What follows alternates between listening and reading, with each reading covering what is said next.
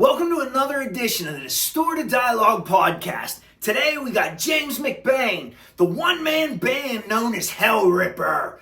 We talk about everything from the upcoming full-length Coronach to past tours, past releases, past projects, and so much more.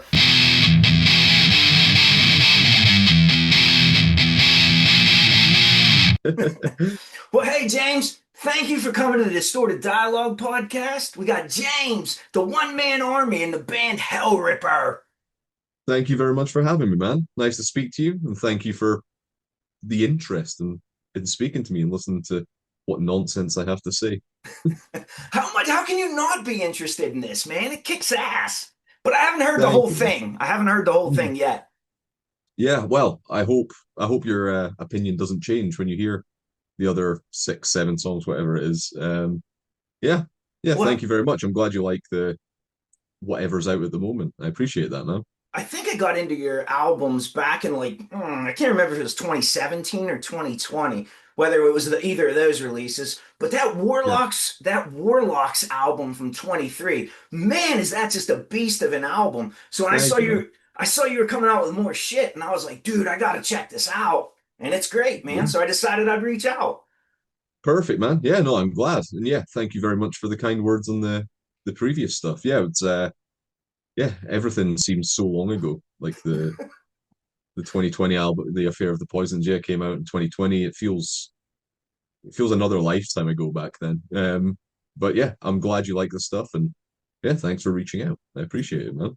So what led you to just start straight speed? Did you have other projects before Hellripper?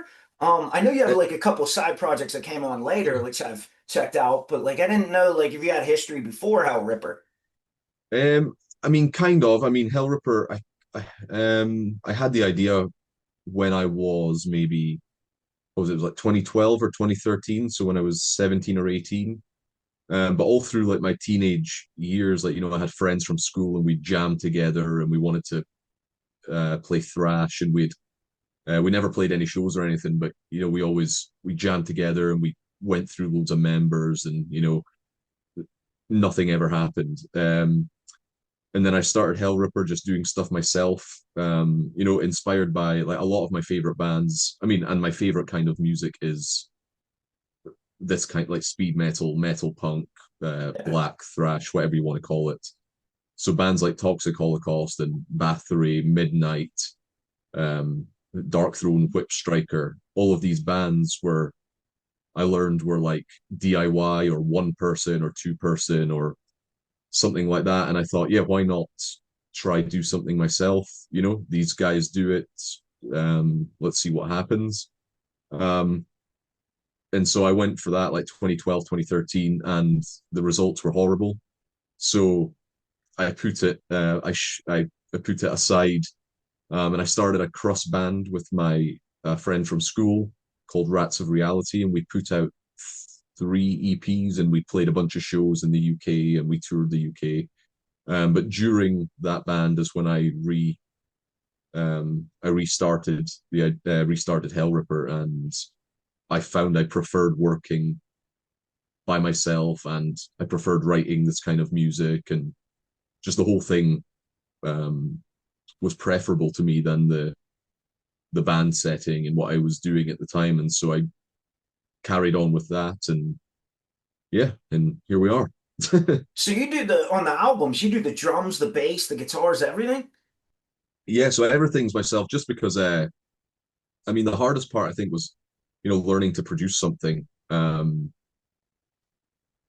got no training in like mixing or production or whatever. A few of my friends like went to college or school to do that kind of thing, and for me, even with like music theory and stuff, it's not my thing. I don't know any music theory at all, and it would probably be beneficial. I would recommend people learn it and stuff, but I dislike the technical side of things. I like trying and experimenting and just doing stuff. So the whole even now, like I think I'm still learning, and so you'll hear like new things, and you'll hear improvements or differences and stuff because I'm still learning. Sure. I don't have my knowledge set in stone, like and I know what I'm doing. It's like I go into each kind of project, each album, each song with just with what I've learned from before. Sure. And yeah, that was the difficult part. I looked up like YouTube tutorials and stuff like that, and yeah, just kind of online stuff. The same way I learned how to play like guitar, I just went online, watched some guys do lessons on YouTube or looked up tabs. And yeah, it's just the way I do it, and I like the DIY kind of thing. I like just doing it all. I find it fun, and for me, the process is more important to me than the actual result almost. I 100% agree with you, man. Yeah, 100%. if I don't enjoy the process, I don't like there's no point in me doing it. I do this because I love doing it, and I enjoy the writing, the recording. I enjoy experimenting. I enjoy trying to come up with something that I haven't done before, or hearing something in a song that I like, and like trying to figure out how to do that in the context of Hellripper. And I just enjoy that whole thing, and that's important to me. The moment I stop enjoying it, like yeah, the result. I mean, I want the result to be good, obviously, but yeah, it wouldn't like.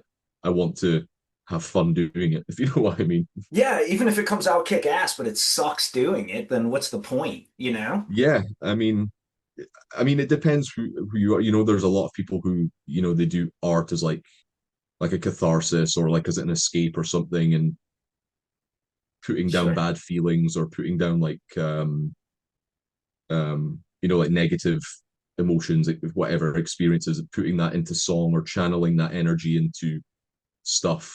It might be a horrible like kind of process going through it or whatever, but it's like their process. But for me, that's not how I work. I work like I have fun, like I enjoy it. For me, it's not none of my lyrics are like heavily emotional personal stuff or whatever, which helps. So yeah, I just want to yeah, I music is fun for me, Yeah. rather than an escapism or something. Although I guess it's kind of that as well, but I've yeah. I've hung up everything that like I used to be a carpenter and I hung that up. Hmm. I like creating with my hands. Yeah, And yeah, so yeah. I recently picked up a guitar, maybe about 3 years ago, and I suck. And I'm terrible at it because I listen to music all day. I realize I suck, but it's not about being good for me. It's about the journey and the feeling I get just from it's Yeah. like playing a video game to me, but just better. So I Yeah, completely understand where you're coming from. yeah, and similar to that, I think. I mean, I've played guitar for um maybe I don't even know, like 20 years or something, but it probably took me 5 years or something to even be remotely listenable. And even now, I mean, I learned guitar by like playing other people's songs and learning songs and stuff like that. But um, I the process, the writing is what I enjoy. It's not so much the playing. I love playing, but it's the writing side, and so I find it easier and more fulfilling for me just to write my own music. I don't usually learn other stuff anymore. I'll occasionally jam along with something, but um, I think that's something I've kind of just like a thing I've developed. Like I can't. For example, I never played a lead guitar ever. For example, I was never.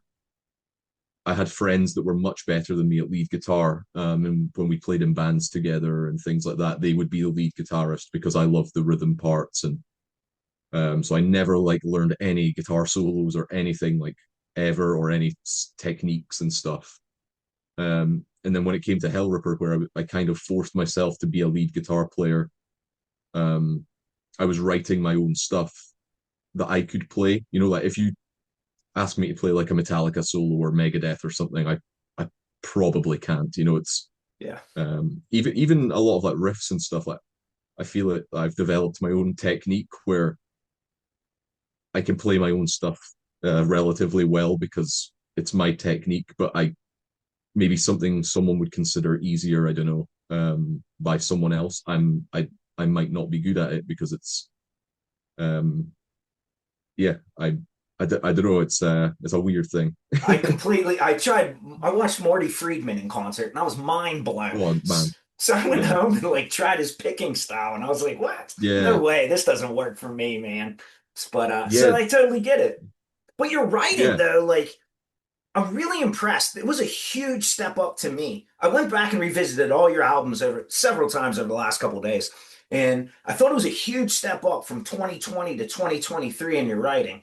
And Mm. I honestly thought, like, I hear a lot of like new wave of British heavy metal in your playing too. And I don't know if that comes from like just me loving Maiden and hearing that guitar tone, but like you have a really complicated sound for just straightforward black and thrash or black and roll or Yeah. whatever.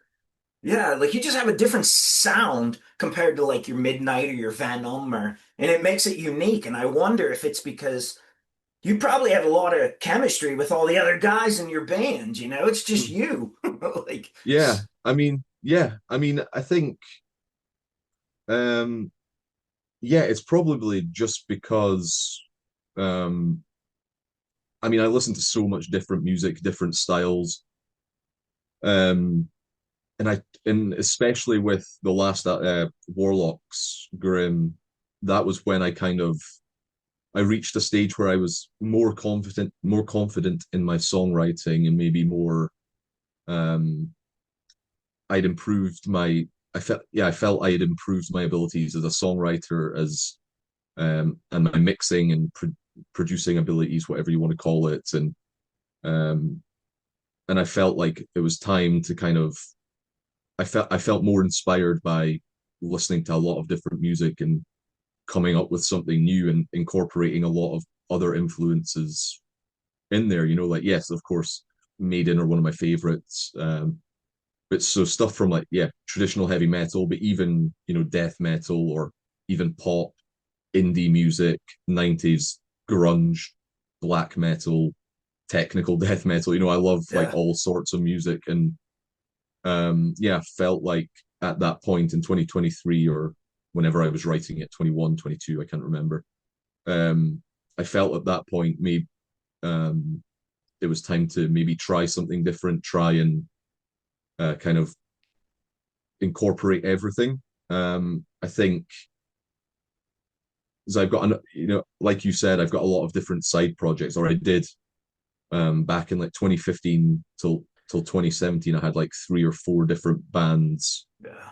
and they were all different styles, and that was because I wanted to do all these different styles, but keep them separate because I couldn't.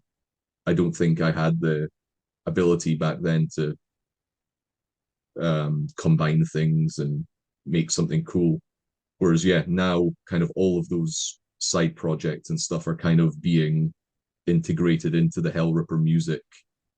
Um, and so it's like one project of, yeah, where I'm trying to make my own sound, like I'm glad you uh, think it's got its own sound or whatever, because yeah, that's what I want to do. I want to, I yeah, think it's I just, think when you like someone like you and you're writing each part, the drum, the rhythm, the lead, the vocals, the lyrics, the mixing, the mastering, all that. So I feel like you're able to take it in the direction you want it, which is probably the benefits of you working alone. Whereas somebody else might say, like, hey, I like this, I don't know, Venom yeah, album, and we want this riff instead, and then it's like a compromise. And yeah. But I mean, yeah, but sometimes that can be helpful yeah, as well. It could be, it could also work out being one dimensional from me, saying, I like this, it should sound like this. Whereas, yeah, maybe if I had someone else to bounce ideas off of, someone could come in and go, oh, you should put this Venom bridge in this, yeah. whatever, I don't know, like Watain type song or whatever, and it might make it better or whatever. Uh, yeah, I just prefer working on my own, though I do send, after I mix it, I send the album out to get someone else's opinion, well, someone else's expertise on mastering, because I'm that's the part that I'm not the best at, and I'm not it's not my favorite thing, mastering. So I usually send it out to someone else, and at the end of the process, they kind of put their stamp on it and basically make it sound better than Sure. whatever I've given them. But yeah, I think it can work both ways. For me, it's just the way I write and record is probably um, weird as well. You know, I take I just record on and off for ages. You know, it takes me. You know, I'll start recording a song 2 years ago, and I'll just record whenever I'm inspired or whenever I want to.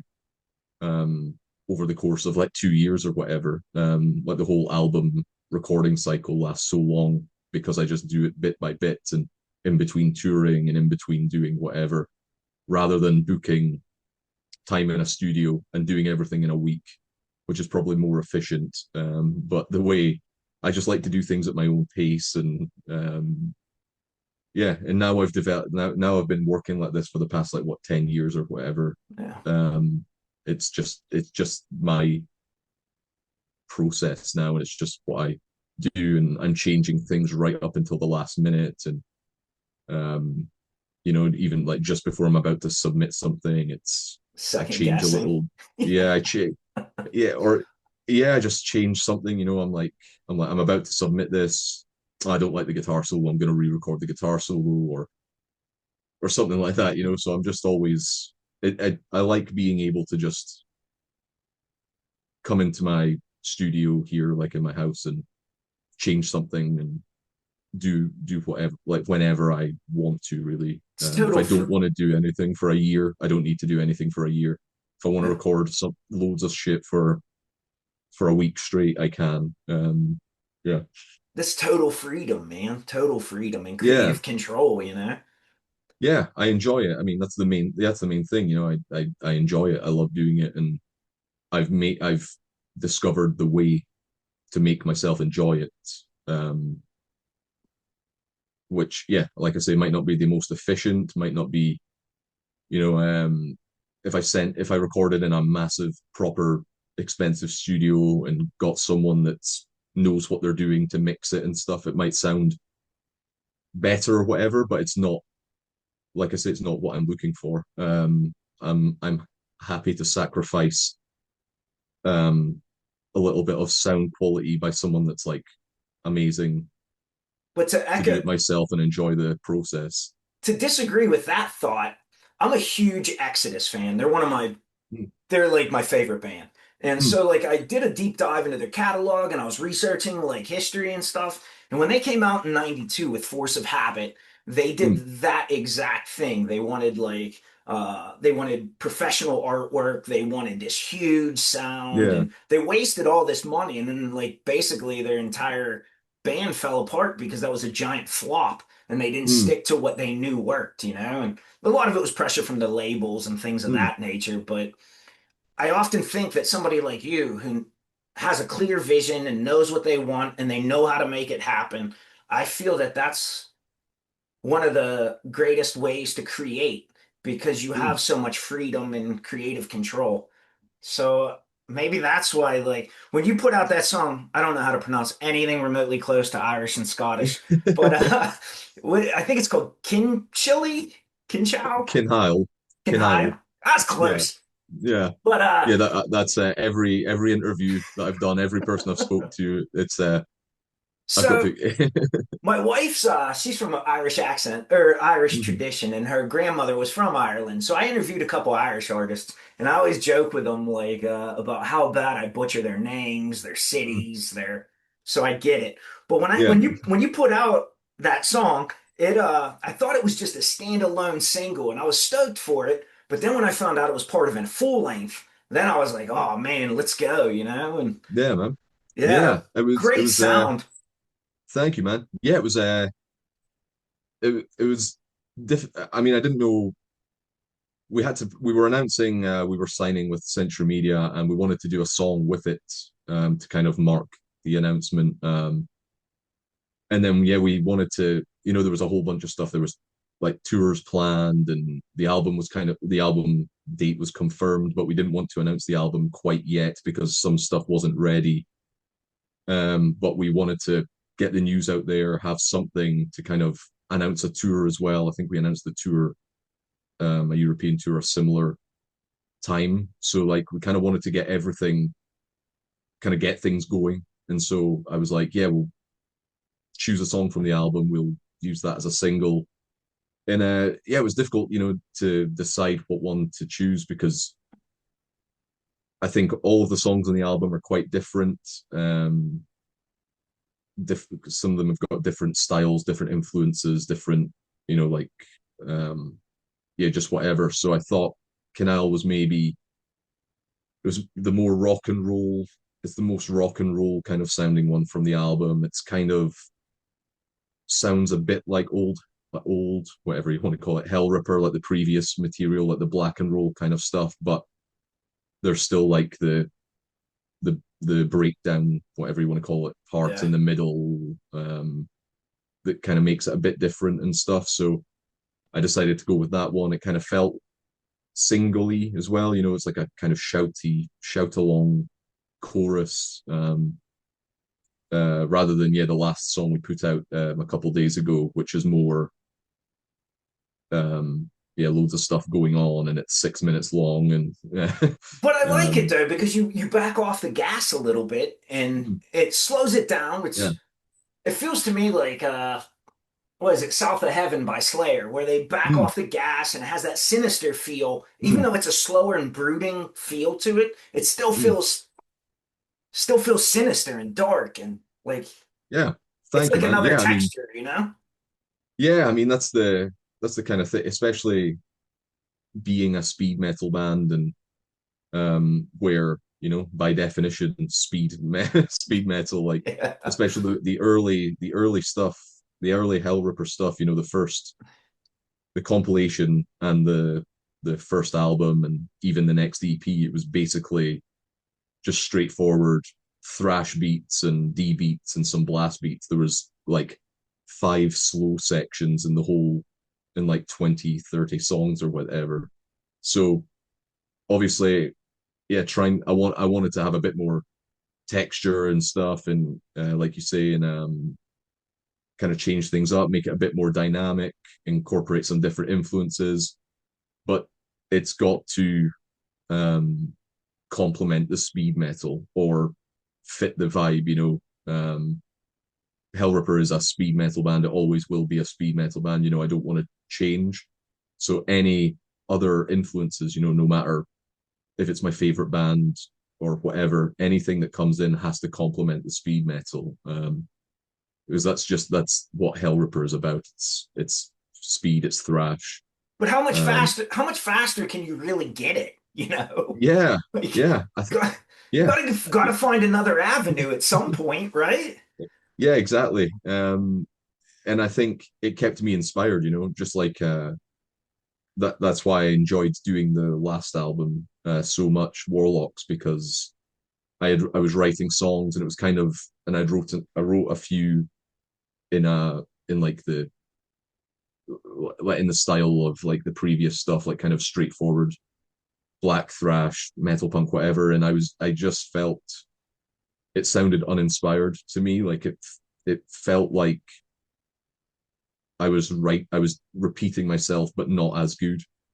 Like I was, so that was when I decided, yeah, I made the decision to just say, yeah, let's go bring in all these other influences. Let's see if it works. And it kept me inspired, adding, different parts, and allowed me to try new things and do things that I'd never like thought about, and brought in elements from some of my favorite bands. And yeah, it just kept me inspired. And yeah, as long as it's keeping to the speed metal roots of Hellripper, it's fine with me. Yeah. Yeah, it's if it's a good song, it's a good song. But yeah, The it's got to keep the vibe of Hellripper, the when I ethos of Hellripper. if I was still 15, I would say like, yeah, just give me speed, speed, speed. But now that I'm Yeah. getting older and like I've had like I don't know, 40 years of being a metalhead, like it's great to hear like, hey, Hellripper can go down a different avenue, take a little shortcut here, and you have that little slow and scenic view, and it, Yeah. it takes you kind of like after you've listened to so much music, especially thrash and stuff, you've kind of feel the way a song's going to progress. And so Mm, like it's kind of nice when you're, oh man, I didn't see that coming out of left field, or you get yeah. surprised by a riff. And once it catches you off guard, to me it's like a drug. I keep chasing that tail. But I think Coronach was, if I said that right, was like so far the two songs I've heard have been so diverse but yet so Mm. speedy that I'm just salivating to hear the other six. I love to hear it, man. Yeah, the other six. I mean, yeah, there's one longer, more epic, if you want to call it that. Kind of, it's half slow, half not slow. And yeah, there's a lot of different ideas. There's like song that's more post-punk influenced. There's a song that's more melodic death metal influenced. There's one that's like, yeah, Bathory, Viking era Bathory influenced. There's one that's more like D-beat crust Swedish punk influence, but again, trying to stay cohesive and just like making those influences, like bringing them together into like the Hellripper sound. And yeah, I'm happy with the album. I'm hoping people agree. The response to the first two songs has been good, and um, yeah, I'm happy. So I'm yeah, just hoping people Snatch it enjoy it up. when it's out. Yeah, I'm Yeah. looking forward to having it out there. Like I say, I enjoyed making it. I enjoyed.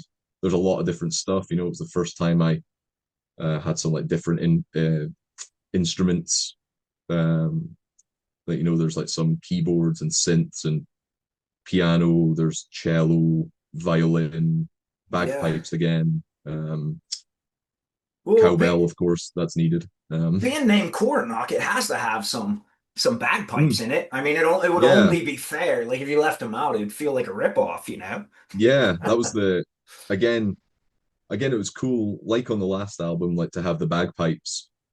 I had the idea to put bagpipes on a song, but I didn't want to do it for the sake of doing it. Oh, I have bagpipes in a song, Yeah. but why? It makes no sense. So um, it's cool when a lyrical concept matches with the right music to be able to include like a different instrument like bagpipes or something.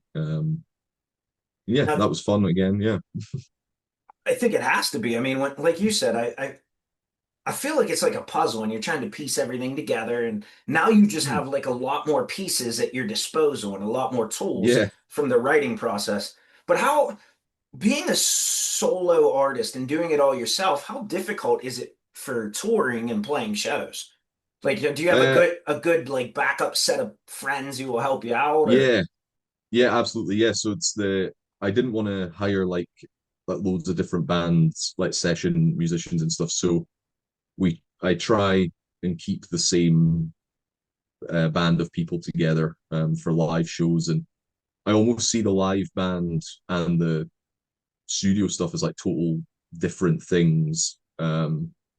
Because up until recently, it was the same three guys for I think 6 years or something, 7 years.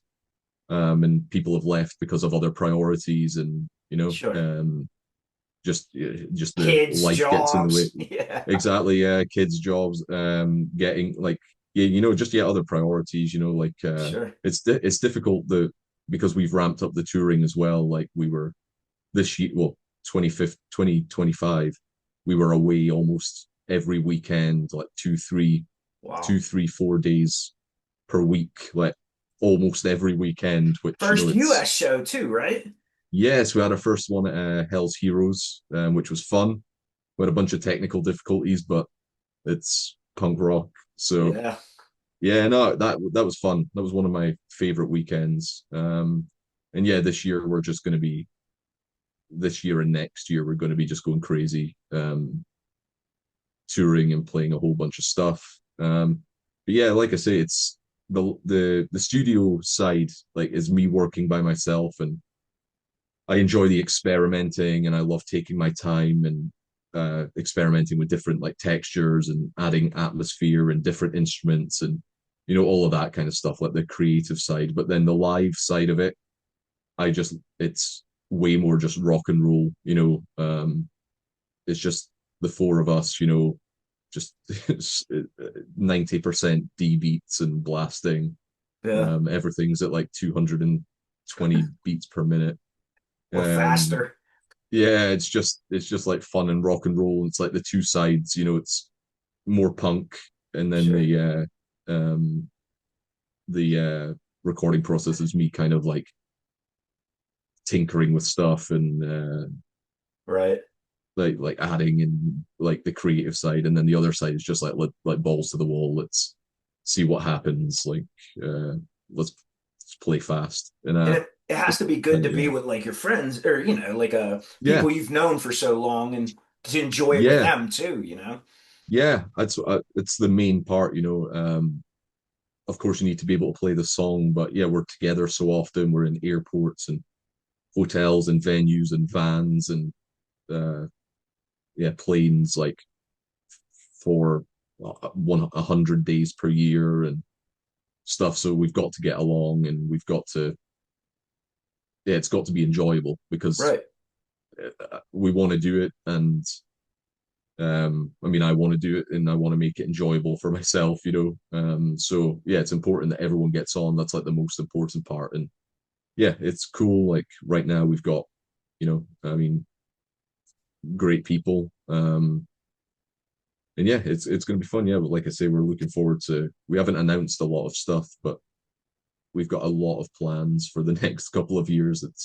I looked at the calendar on my wall earlier that I had written all the dates in. It was just like a sea of writing, and I was like, oh, this looks quite intense, but it'll be fun. Reaching new Yeah. places, get to the US, hopefully Canada, hopefully South America, hopefully. Yeah, and playing with a bunch of cool bands and some of my favorite bands and stuff. Yeah, it's wild, man. Yeah, I'm looking forward to it. I wish I That's had more awesome. tour stuff to be able to share with you, but right now it's all like semi-confirmed, semi like waiting on announcements and waiting on things. So And I yeah. think I talked to a lot of bands from all over the world, and most of them say like it's very difficult last year and probably even more this year as far as like obtaining things like buses and just the cost of touring or now even getting into the States with the Mm. new, I don't know, we're kind of like walling ourselves off to the rest of the world here. And it feels like nobody wants to come over and play here anymore, or like it's hard to get in here to even play. Like the cost of everything is so high. Yeah, the cost of like visas and stuff is crazy. Luckily, yeah, I mean, we tour in a van whenever, we've only done a short, tiny like bus tour, like 4-day bus tour in Germany with when we did a few dates with Sodom a couple last year or 2 years. I don't even know when it is. Um, Yeah. so like yeah, we have our own van, and we try and I prefer that as well. Most people prefer the bus thing, but I prefer the van and then a hotel. And Yeah. but maybe that'll change once we do a massive tour or something in a bus. I don't know. It could be just inexperienced speaking there, but yeah. I'm looking forward to hopefully uh, getting to a bunch of new places, and I just want to spread the word, spread the music, and yeah, visit some places. And it's cool, meet some fans. Like, I mean, yeah, especially sorry, in the US, like the US and like South America and stuff like that. People, those are the places where people supported the band first. Like um the first couple of labels that put out the first EP were a South American label and an American label, like small underground ones. And there's been demand to come over there, and so it's cool to meet these people that support the band, and um, that's why it's cool whenever we go to a new place, because you get to see all these people. Like Hell's Heroes, like I mentioned in the US, was crazy, because there was people that I've been speaking to that have supported the band for like 10 years since the beginning, and I've spoke with them online for 10 years, and they've ordered stuff from me since like the first EP or whatever, and you're finally like seeing them and hoping they enjoyed the show, and um yeah, it's crazy. I saw people posting yesterday about your show at Hell's Heroes, and I wanted to be jump in and be like, I'm interviewing them. I'm so excited. But then I didn't want it to fall through, I guess. So I didn't Yeah, say yeah, anything. But hey, yeah, anytime. we're running Yeah. short on time, and I want to make sure I get in that the new album Coronach's out on Century Media on March 27th, but I'm pretty sure people could probably pre-order it now, right? Yes, you can go on my Bandcamp, the Hellripper Bandcamp page. There's a bunch of stuff there. The Hellripper US store, there's a exclusive band exclusive US exclusive vinyl there and CD.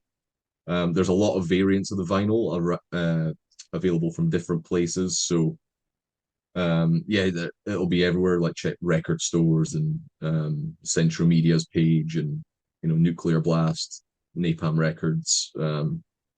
All these places have it. Just wherever you I'll get have these things. And I'll Yeah. put links to all of that in the Thank you, description. man. So when people are watching or listening to this on Spotify or YouTube, just head to the description and you can find all the links to purchase there.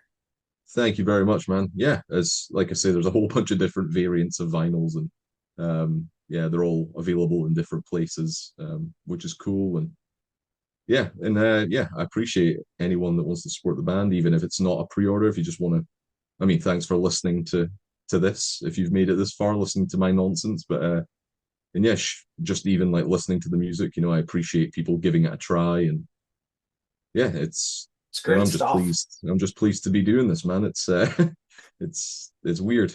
It's crazy. It's sick. Yeah. So thank you for spreading the word and being interested in speaking with me, and Yeah. the positive words on the new songs, and Yeah. yeah, thanks Keep putting anyone. out killer riffs, man. I'll keep supporting. Thank you, man. I appreciate it. Yeah, the riff is what's important. It's all that matters in life and family and riffs. Well, hey, Mainly James, riffs. definitely. Thanks for swinging by today. I appreciate it, man. Thank you, man, and appreciate it, man.